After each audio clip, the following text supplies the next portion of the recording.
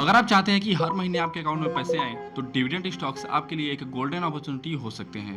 तो इस वीडियो में हम बात करेंगे कि डिविडेंड स्टॉक्स होते क्या हैं और कैसे आप स्टॉक मार्केट से मंथली पैसिव इनकम बना सकते हो और कौन-कौन से वो स्टॉक्स होते हैं जिन्हें आपको स्टार्टिंग में कंसीडर करने चाहिए। तो अगर आपको स्टॉक मार्केट से मंथली पैसिव इनकम चाहिए, तो वीडियो को एंड तक जरूर देखिएगा।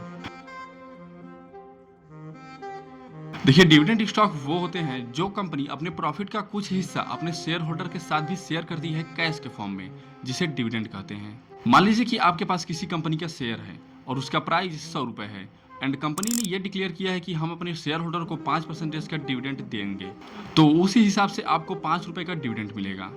अब बात करते हैं कि आखिर कोई कंपनी हमें डिविडेंड देती क्यों है। देखिए, किसी कंपनी द्वारा डिविडेंड देने से उस कंपनी की डिमांड बढ़ती है एंड नए इन्वेस्टर को अट्रैक्ट किया जाता है और जो पहले से ही इन्वेस्ट किए होते हैं उनका ट्रस्ट बना रहता है।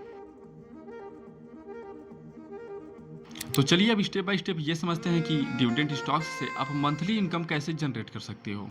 तो सबसे पहले आ जाता है कि डिविडेंड कैलेंडर प्लानिंग। देखिए, हर कंपनी अलग अलग महीने में अपना डिविडेंड देती है, तो अगर स्मार्टली तरीके से आप मल्टीपल कंपनी को चूज करेंगे तो आपको हर महीने कुछ ना कुछ डिविडेंड मिलता रहेगा। दूसरा है पोर्टफोलियो डाइवर्सिफिकेशन। देखिए, आपको अपने पोर्टफोलियो में 6 से 8 ऐसे हाई डिविडेंड पेइंग स्टॉक्स रखने चाहिए जो अलग अलग महीने में पे आउट करते हों, ताकि आपको हर महीने पैसिव इनकम मिल सके। तीसरा है री इन्वेस्ट वर्सेस विड्रॉ। देखिए, आपको जो डिविडेंड मिलता है उससे आप विड्रॉ भी कर सकते हैं एंड दोबारा उसी कंपनी में इन्वेस्ट भी कर सकते हैं। तो अगर आपको हर महीने पैसिव इनकम चाहिए तो आप पैसे को विड्रॉ कर सकते हैं, लेकिन अगर आप उस पैसे को दोबारा उसी कंपनी में इन्वेस्ट कर देंगे तो अगली बार जब आपको डिविडेंड मिलेगा तो थोड़ा सा ज़्यादा डिविडेंड मिल सकता है।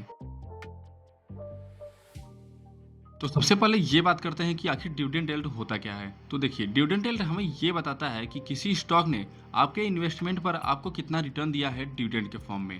तो इसका फॉर्मूला बनता है dividend yield is equal to annual dividend upon share price into 100।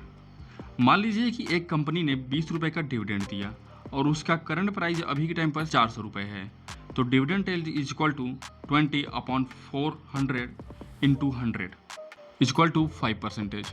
इसका मतलब अगर आप उस कंपनी में 10,000 रुपये इन्वेस्ट करते हैं तो वो कंपनी आपको हर साल 500 रुपये का डिविडेंड देगी। देखिए, डिविडेंड यील्ड का मतलब है कि आपको अच्छा रिटर्न मिल रहा है, लेकिन हर बार सिर्फ डिविडेंड यील्ड को देखकर ही इन्वेस्ट नहीं करना चाहिए। इसके बारे में अभी हम आगे बात करने वाले हैं। अब ये भी समझ लेते हैं कि पे आउट रेशियो होता क्या है। तो पे आउट रेशियो हमें ये बताता है कि कंपनी अपने प्रॉफिट का कितना हिस्सा डिविडेंड के रूप में हमें दे रही है, और इसका फॉर्मूला बनता है pay out ratio is equal to dividend upon net profit into 100।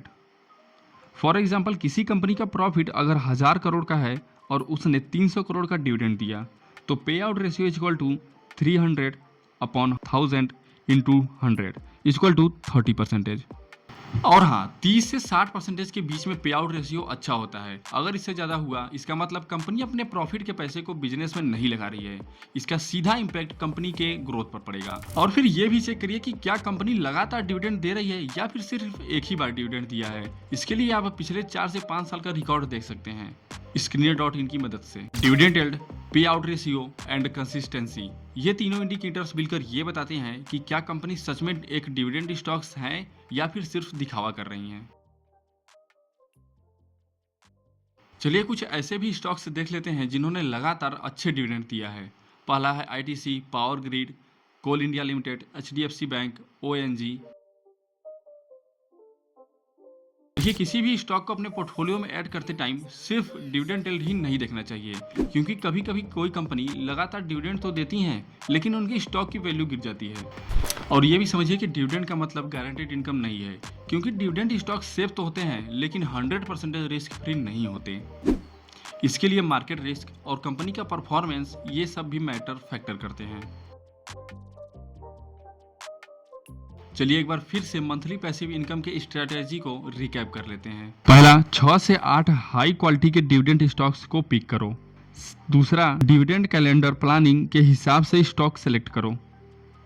तीसरा, सिर्फ डिविडेंड यील्ड पर ही नहीं बल्कि कंसिस्टेंसी और पे आउट रेशियो पर भी फोकस करो। एंड चौथा, कंपनी के फंडामेंटल को ट्रैक करते रहिएगा। और अगर आपको फंडामेंटल एनालिसिस करने में प्रॉब्लम हो रही है तो आप हमारा ये वाला वीडियो देख सकते हैं। इसका लिंक आपको डिस्क्रिप्शन में मिल जाएगा। तो अगर ये वीडियो आपको इन्फॉर्मेटिव लगा हो तो लाइक एंड सब्सक्राइब करना मत भूलिएगा एंड कमेंट करिए आपके फेवरेट हाई डिविडेंड पेइंग वाले स्टॉक का नाम।